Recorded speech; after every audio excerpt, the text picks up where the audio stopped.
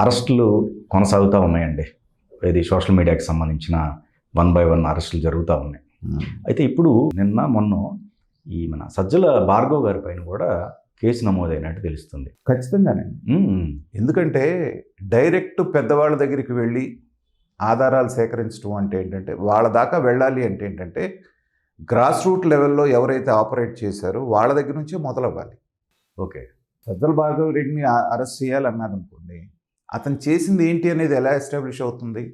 ఆధారాలు కావాలి. అతను అనుకున్నది ఎవరి ద్వారా అయితే ఇంప్లిమెంట్ చేశారో, ఓకే ఓకే, ఈ సోషల్ మీడియా ముసుగులో ఉన్నటువంటి ఈ ఇన్ఫ్లుయెన్సర్స్, సోషల్ మీడియా యాక్టివిస్ట్స్ అని చెప్పి ఎవరైతే అన్నారో, వాళ్ళని ఆయుధాలుగా చేసుకొని, వాళ్ళని మాధ్యమాలుగా చేసుకొని ఈ విధ్వంస రచన చేసింది వాళ్ళు. కాబట్టి వీళ్ళతోటి మొదలుపెట్టారు. ఎవరైతే గ్రాస్ రూట్ లెవెల్లో ఆపరేట్ చేశారో వాళ్ళని పట్టుకొని ఇంటరాగేట్ చేస్తున్నప్పుడు ఏంటంటే, నిదానంగా ఎవరు చేయమన్నారంటే వస్తుంది కదా.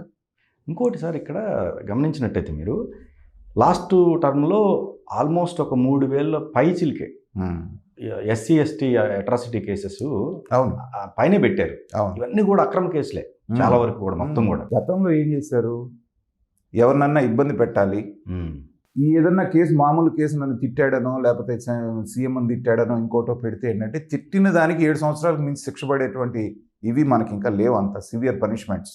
ఓకే, అందుకని దీన్ని ఉపయోగించుకుంటున్నారు. కాబట్టి తిట్టింది ఎవరిని తిట్టాడు అంటే మళ్ళీ 7 సంవత్సరాల పైన పడవచ్చు. ఓకే, SC STని తిట్టారనుకోండి, సో వాళ్ళకున్న ప్రొటెక్షన్ ప్రకారంగా నాన్ బెయిలబుల్.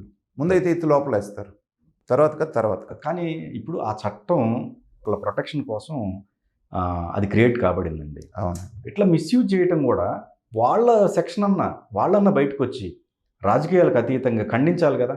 ఎవరు ఖండిస్తారు? SC ST వాళ్ళే. దాని వాళ్ళు రాజకీయాలకు అతీతంగా మాది ఎందుకు వాడుకుంటున్నారు మీరు అని చెప్పి ఖండించాలి కదా. రేపొద్దున ఇది పెద్దదవుద్ది సార్. ఇది మీరు అదేదో ఇబ్బందికరమైన వ్యవహారంగా వాళ్ళు అనుకోవట్లేదు, అదొక పెద్ద ఆయుధంలాగా వాళ్ళు భావిస్తున్నారు. కొంతమంది తప్పు చేస్తున్నారు. ఆ తప్పు చేసే వాళ్ళని ఖండించి, వీళ్ళు మేజర్ పార్ట్, ఇప్పుడు 10% మహా అయితే తప్పు చేస్తారు సార్, లేకపోతే ఒక 5% వాళ్ళలో. మిగిలిన 90% నాకు తెలిసి కరెక్ట్ పొజిషన్లో ఉన్నవాళ్ళే. వాళ్ళు ఇలాంటి తప్పుడు పనులు చేయరు. వీళ్ళందరూ కలిస్తే రేపొద్దున వీళ్ళకే ఇబ్బంది, వీళ్ళ పిల్లలకు కానీ. మనం ఒక సేయింగ్ వింటుంటాం, దుర్మార్గుడి దుర్మార్గం కంటే మంచివాళ్ళ మౌనమే ఈ సమాజానికి ప్రమాదకరం. ఇప్పుడు ఎగ్జాక్ట్లీ కరెక్ట్. వాళ్ళందరూ అదే. ఈ 10% ఎవరు? ఒక నాయకుడు చెప్తేనో, వాళ్ళు ఇది చేయమంటే దాడి చేయమంటేనో, లేకపోతే మీ కేసు పెట్టమంటే పెట్టేటువంటి బ్యాచ్ వీళ్ళు. అవును, వీళ్ళని మనం దుర్మార్గులు అంటాం, వాళ్ళు చేసేది దుర్మార్గం. కానీ మిగతా 90% ఏంటంటే మంచివాళ్ళు. ఈ రొంపు మనకెందుకు, వీళ్ళని మాట్లాడితే రేపు పొద్దున మన మీద కూడా ఇలాగే తిరగబడతారు కాబట్టి అని చెప్పేసి వాళ్ళు మౌనంగా ఉంటున్నారు. కాబట్టి ఇన్ని రకాలైనటువంటి అరాచకాలు జరుగుతుంది. కాబట్టి వాళ్ళు దాన్ని ఒక రకమైన ఆయుధంగా వాళ్ళు ఉపయోగించారు. కాబట్టి ఈ కూటమి గవర్నమెంట్ మీద కూడా ఏమవుతుందంటే, రోజు రోజుకి ప్రెషర్ మౌంట్ అవుతుంది. అదే ప్రీవియస్ ఇన్ని చేశారు కాబట్టి చేయండి అనేది. మీరేం చేస్తున్నారు, అదే వస్తుంది. అది అసలు చాలామంది చాలా కామెంట్స్లో మిగతా చోట్ల అసలు చంద్రబాబు నాయుడు గారు చేతగాని వాడు అని సొంత కార్యకర్తలే మాట్లాడేటువంటి పరిస్థితి వచ్చినప్పుడు ఏంటంటే, వీళ్ళందరినీ లోపల వేయాలంటే అదొకటే వాళ్ళకున్న మార్గం. Okay, they are force to.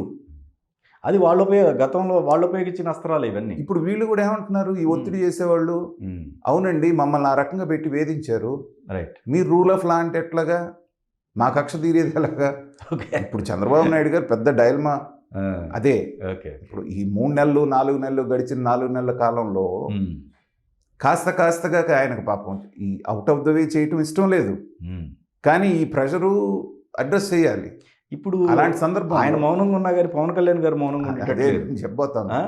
అది పవన్ కళ్యాణ్ గారి రూపంలో, లోకేష్ గారు మౌనంగా ఉండలేరు. మొన్న అది బయటపడ్డది. అదే పవన్ కళ్యాణ్ గారు ఎప్పుడైతే కొంచెం సివియర్గా తీసుకున్నారో చంద్రబాబు నాయుడు గారికి కూడా తప్పని పరిస్థితి వచ్చింది. రైట్, ఎందుకంటే ఇక ఏదో ఒకటి చేయకపోతే ప్రెషర్ ఈ వాళ్ళ వైపు నుంచి వస్తున్నప్పుడు పవన్ కళ్యాణ్ గారు కూడా గొంతు కలుపుతారు. ఇంకొక మాట కూడా ఏమంటున్నారంటే, అసలు పవన్ కళ్యాణ్ గారితో మాట్లాడించిందే చంద్రబాబు నాయుడు గారు, ఎందుకంటే గేర్ మార్చాలంటే ఎవరో ఒకళ్ళు, చంద్రబాబు నాయుడు గారు అంతటా ఆ మాట మాట్లాడలేరు.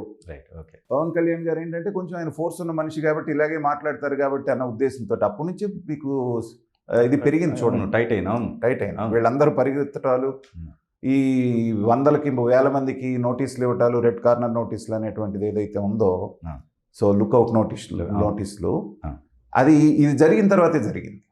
కాబట్టి సజ్జల భార్గవరెడ్డి అనేటువంటి వ్యక్తి వెనకాల నుండి ఎలా నడిపించాడు అనేటువంటిది జగమెరిగిన సత్యం. అది దాంట్లో ఇక అనుమానం ఏం లేదు. అందుకని ఏంటంటే వీళ్ళందరి వేళ్ళు కూడా అతని వంకే చూపిస్తున్నాయి. ఇప్పుడు వీళ్ళందరికీ పోలీస్ ట్రీట్మెంట్ జరిగినప్పుడు ఏం చేస్తారు? శ్రీరెడ్డి ఉదాహరణ తీసుకోండి, ఆవిడ క్లియర్గా చెప్తాంది కదా, మాదేమి లేదండి, పాపం అమాయకులు ఏదో ఉంటారు, వాళ్ళు మాట్లాడమంటే మాట్లాడుతున్నారు, మీరు చూసుకోండి, వీళ్ళని ఎందుకు ఇబ్బంది పెడతారు, దయచేసి వదిలేయండి అని నమస్కారాలు పెట్టి కాళ్ళు మొక్కుతానంటాను. అంటే ఏంటి ఉద్దేశం? వీళ్ళని పావులుగా ఉపయోగించుకొని వాళ్ళంతా ఇది చేశారు కాబట్టి వీళ్ళు క్లియర్గా చెప్పేస్తారు ఓకే ఎవరు చేయమంటే చేశారు, ఎక్కడ చేశారు అనేది. కాబట్టి సజ్జల భార్గవరెడ్డి దగ్గరికి వెళ్తుంది. గతంలో కూడా వీళ్ళే కాదండి, ఖచ్చితంగా సజ్జల రామకృష్ణారెడ్డి అనేటువంటి వ్యక్తి, నేను ఆన్ రికార్డ్ చెప్తున్నాను, ఇవాళ కాకపోతే రేపు కాకపోతే ఎల్లుండి అయినా సరే ఖచ్చితంగా ఏదో కేసులో లోపలికి వెళ్ళటం ఖాయం.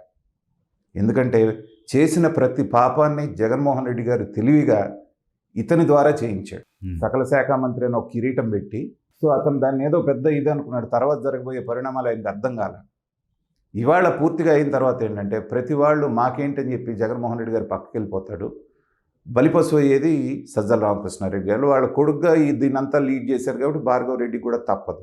కానీ గతంలో కూడా మనం అనుకున్నట్టుగా ఏంటంటే సజ్జల రామకృష్ణారెడ్డి దాకా వ్యవహారం వెళ్ళిన తర్వాత ఆయన ఎలా ప్రవర్తిస్తాడనే దాన్ని బట్టి మిగతా కార్యాచరణ ఆధారపడి ఉంటుంది. ఆయన మౌనమే ఉంటుంది అనుకుంటా, పనిష్మెంట్ ఉన్నా చూద్దాం కదా. అదే రాజకీయాల్లో అంజి గారు అతీతంగా ఉంటుంది అంటారా? దేన్ని కూడా మనం కాదనలేరు. అదే నిన్నటి దాకా విశ్వాసపాత్రులుగా ఉన్నవాళ్ళు కూడా తన దాకా వచ్చిన తర్వాత ఎలా ప్రవర్తిస్తారనేది చెప్పలేము.